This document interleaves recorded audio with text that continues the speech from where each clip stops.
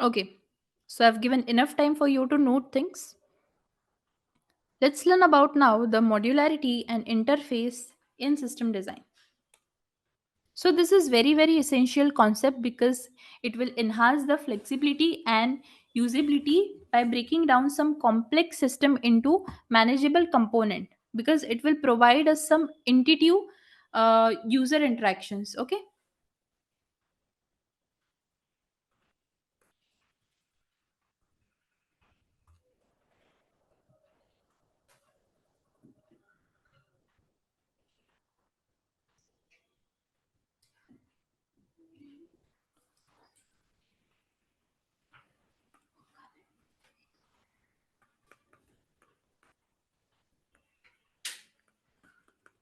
Modularity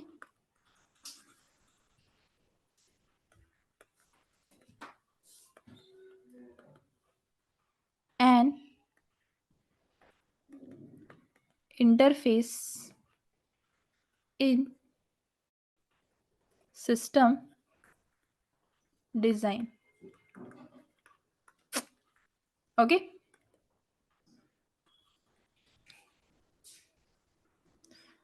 So first is modularity.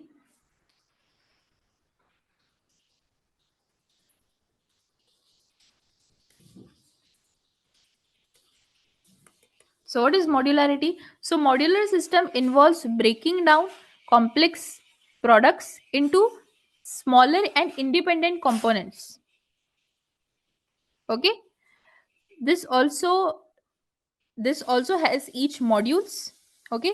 For example, if you want to study a subject, a whole subject, let's say system design, it's a very big project. Okay, or a subject we can say. But what if you study that in the modules, breaking down this into the smaller one, will it help you to understand better and in a simpler way you can understand? That is what modular design helps. It breaks down complex product into simple and independent components. Okay, for example, cars engine or transmission, so to be developed and tested separately, making the overall system more flexible and easier to manage. Okay, because of this the final product is assembled by integrating these modules, enabling changes without even affecting the entire system. Also, I will give you one example of, if we have written a complete code and this is the function. So let's say the sum I have written, here is the sum, or let's say a calculator program I'm making, a calculator. So this is the main, this is sum, this is divide, okay, here is multiply. But there is so the complete calculator I have divided into several functions. That means in a simple modules I have designed. Okay, I have just broken this. After that, if here is some doubt, what I will do, I will just solve this. Rest I don't need to touch. Okay, and after that, here it is integrated. How it is integrated, I will call out the function from here. So there is a integration here after that. So that is, it is easy. So that is why it is modularity, breaking down into several independent modules. Okay, for because of that, development and testing is very easy, and it is also flexible and easier to manage these modules. And after that, in the final product, what we can do, we can just integrate them. Okay, without affecting the entire system. So this is called as modularity, everyone. After that, let's learn about interface.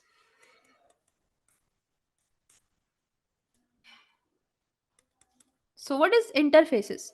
So in system design, interfaces are the points where user interact with the system. It includes navigation elements, data input forms, report displays. Okay, okay, and effective interfaces are intuitive, user friendly, which enhances the overall user experience, and it enhances efficient data collection and system navigation. Okay, and if we just put this together, so this creates scalable, maintainable, or manageable we can say, and user friendly system. So that is why they both are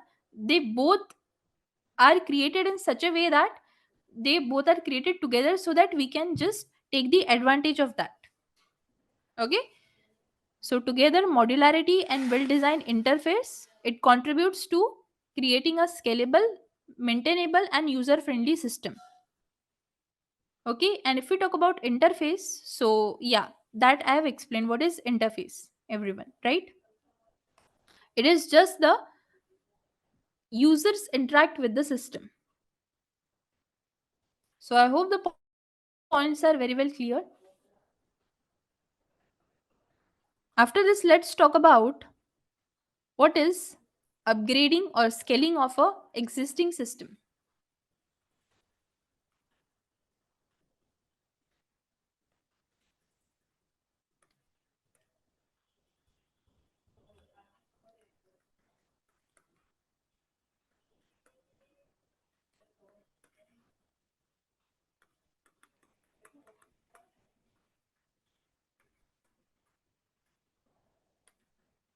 So with the increase in the tech usage, be it offline or online, now it is now a must for every developer to design and create a scalable system.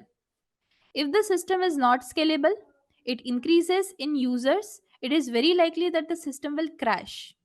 Okay, and that is why the concept of scaling comes into play, and that is why it is important for us to understand that. Suppose there is a system with a configuration of a specific disk and RAM which was handling tasks. Now if we need to involve our system or scale up, we have two options with us. Okay, what is two options? Which is vertical scaling and horizontal scaling. So let's learn about that. What are these things?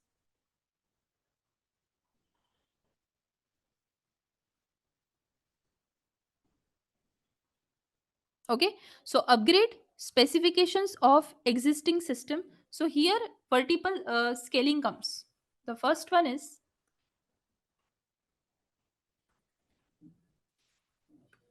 upgrade specifications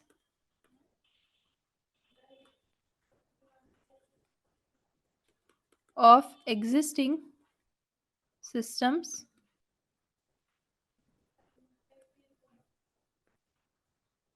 Vertical vertical scaling. So vertical scaling means we are simply improving the processor by upgrading the RAM and disk size and many other components. So here we have to note that we are not caring about the scalability and availability of network bandwidth. Okay, so here as the evaluation we are working over the availability factor only, by considering scalability will be maintained, and that is why it is called as vertical scaling. Okay, and the second is create a distributed system by connecting multiple systems together.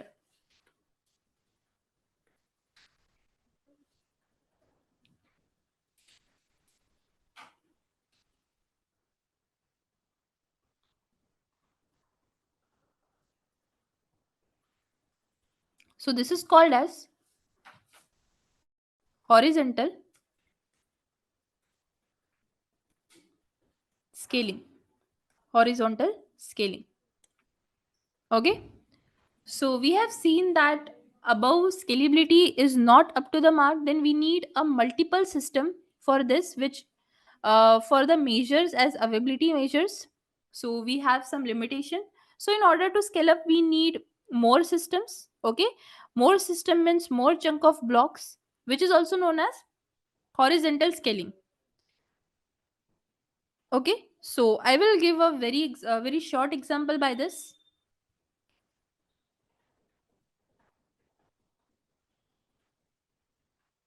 So this is the point. The diagram is about this, how the upgradation happens in the specification of existing system. Okay,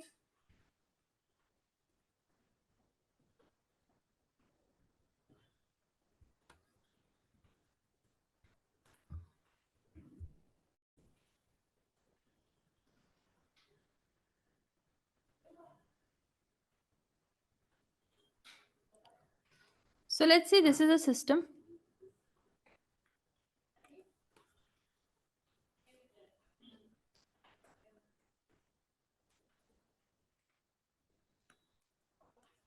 This is our computer which has 4 GB RAM, i3 processor or i5 processor,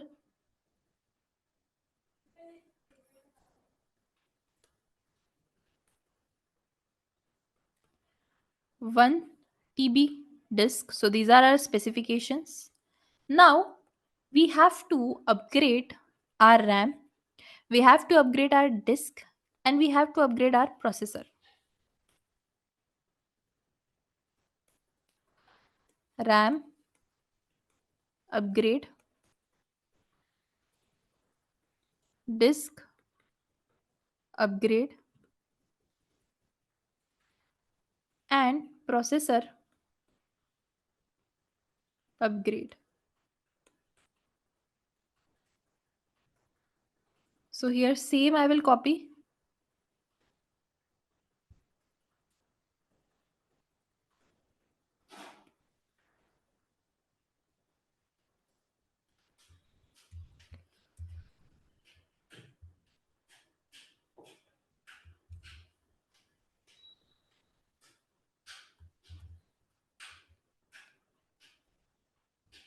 Okay, like this. So now here when we have upgraded our RAM, so this is now 8 GB RAM.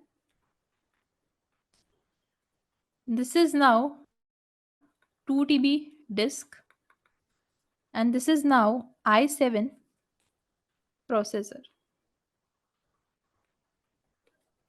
i7 processor. All right. So this is how upgrading specification on an existing system looks like.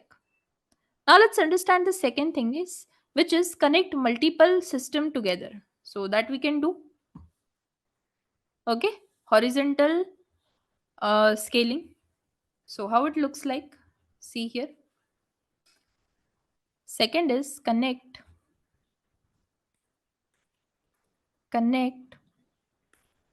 multiple systems together. Okay, so here like this we will do.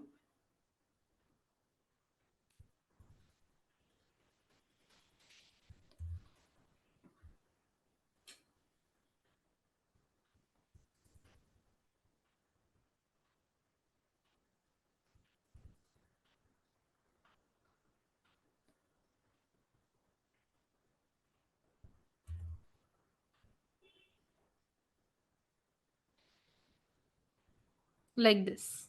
Okay, so this is how it is connected. This is connected like this.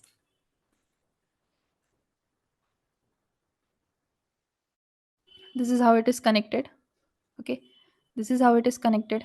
This is how it is connected, like this.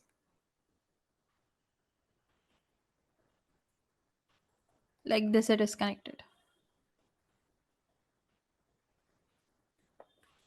Okay, so this is how multiple connect system together looks like. Now let's understand data flow between the system. Okay, so data flow diagram, let's see.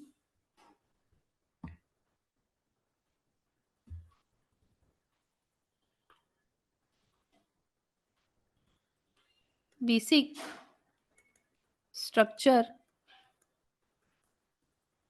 of data flow diagram. Okay,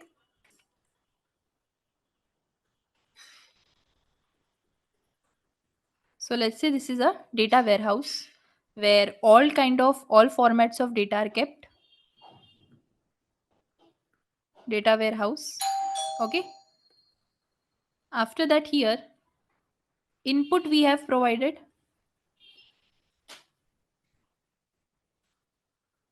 Input, then after providing input some kind of processing happens.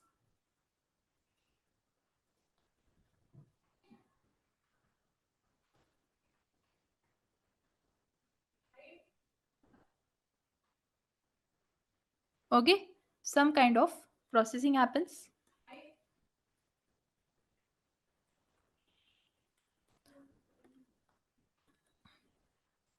After that, output. So in output, it is available for the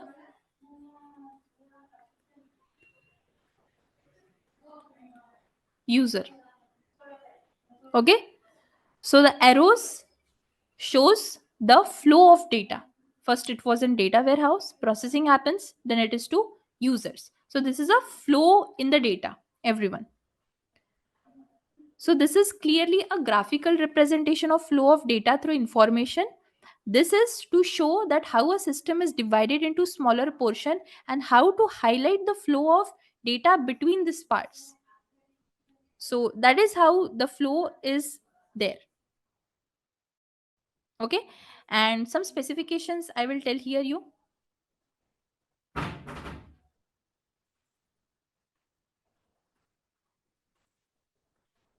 So here randomly we cannot make anything, we proper have to make the user. Okay, see, because the square represents the source of destination of data. Arrow represents the flow and act as a pipeline through which the information flows.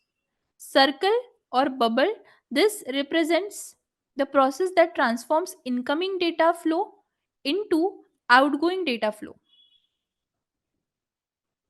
Okay, so this is a rectangle, we can say. An open rectangle, what it says, it has stored or data at rest, temporary or repository of a data is there.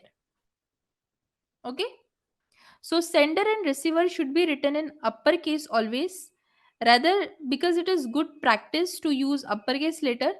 Okay, every time, whatever. So where we have placed in square bracket as per our like DFD, okay, conventions. And what is DFD? Data flow diagrams. All right, everyone. So any doubt here in that, you can ask me. Just try to write this all in your language. Try to write this everything. Now tomorrow, one most important thing which we are going to learn is about what is system design. Okay, we will take one system design example where we are going to discuss airline reservation system. Okay, so note these points, everyone. First of all, note this. After that, I'll give time to note this, and after that, note these points. So note this, everyone.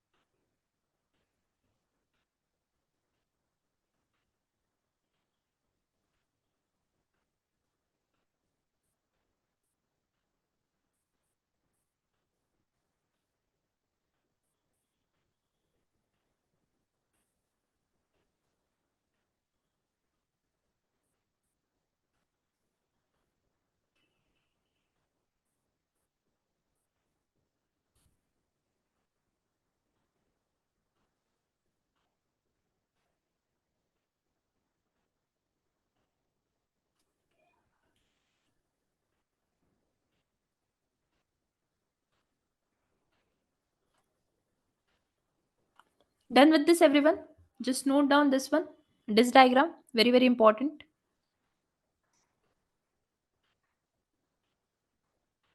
So this was the first lecture. That's why we have gone very basic, but still we have learned so much today. Okay.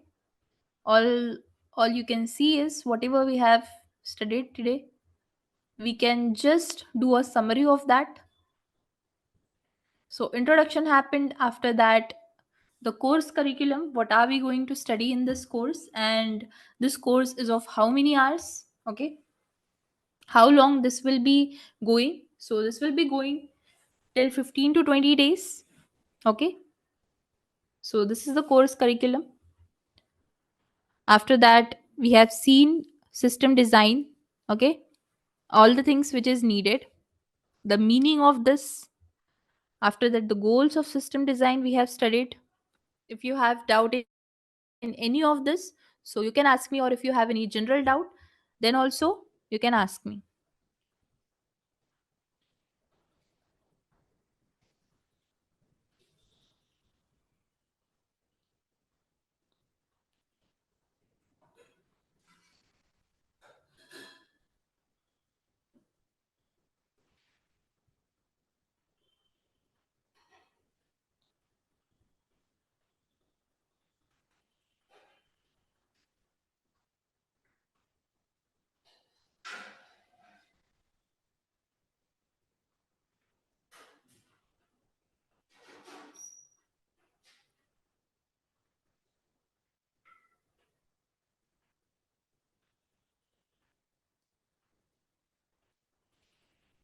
After that, we have seen why we should learn system design, okay, because it is the backbone.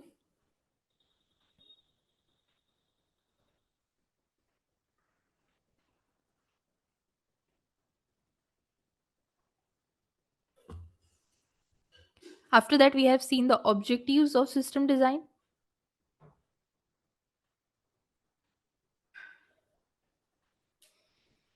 All right, everyone, these are the objectives.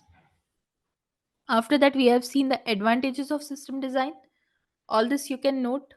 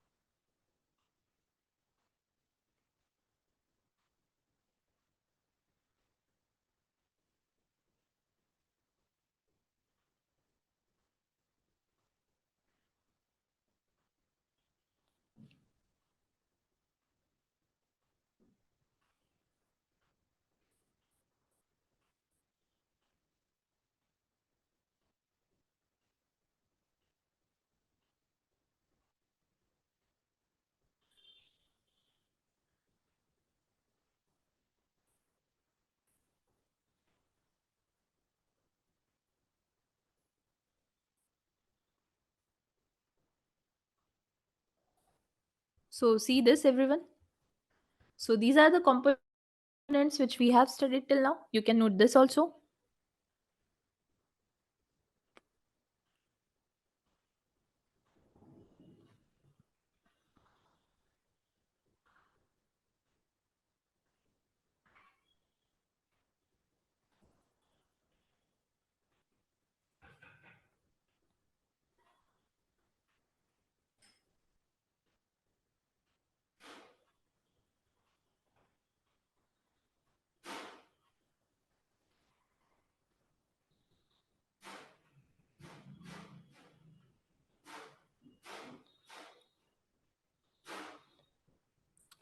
Okay, so you can note this also. So these are all the components. These are the system design life cycle. Okay, if you want the PDF of this, okay, or the slides, you can just Personally ask me on the Telegram group, or in the group also you can ask. So I will be sharing this if you want.